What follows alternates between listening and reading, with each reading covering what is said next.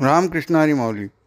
ज्ञानेश्वरी अध्याय पहिला, ओवी क्रमांक 194 ते 196चा अभ्यास आजच्या व्हिडिओमध्ये करण्यात आलेला आहे.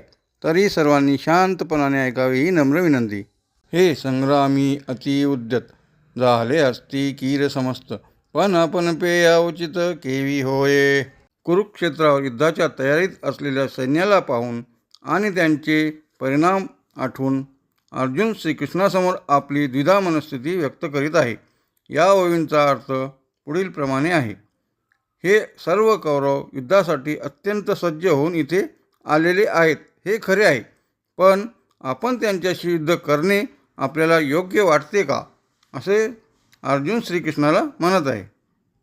संग्रामी अति उद्यत म्हणजे समोरचे सैन्य युद्धाच्या ईर्षेने पेटलेले आहे आणि पूर्ण तयारीने उभे आहे.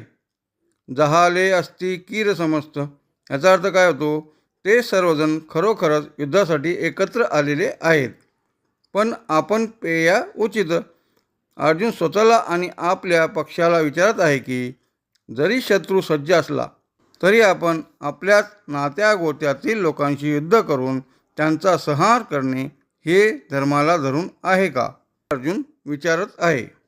अर्जुन इथे स्वधर्म आणि कुलक्षय कुळाचा नाश यांच्यातील द्वंद्वामध्ये अडकलेला आहे.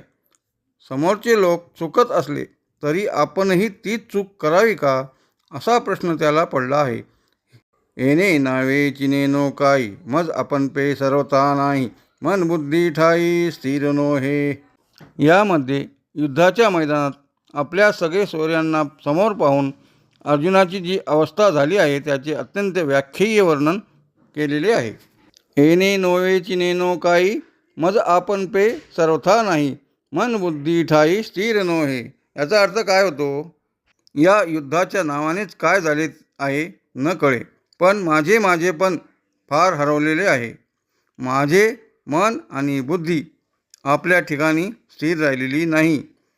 अर्जुनाला इतका मोह आणि संभ्रम झाला आहे की त्याला स्वतःचे अस्तित्व आणि निर्णय क्षमता हरवल्यासारखे वाटत आहे. देखे देह कापत, तोंड असे कोरडे होत, विकळता उपजत गात्रांशी. याचा अर्थ काय होतो? बघा, माझे शरीर थरथर कापत आहे, तोंड कोरडे पडत आहे आणि माझ्या सर्व अवयवांना, गात्रांना म्हणजे अवयवांना, कमालीचा अशक्तपणा किंवा गरीत गात्रता जाणवत आहे. हे अर्जुनाच्या मानसिक धक्क्याचे शारीरिक परिणाम आहेत. ज्ञानेश्वर माऊली ज्ञानराज माऊली तुकाराम, ज्ञानेश्वर माऊली ज्ञानराज माऊली तुकाराम.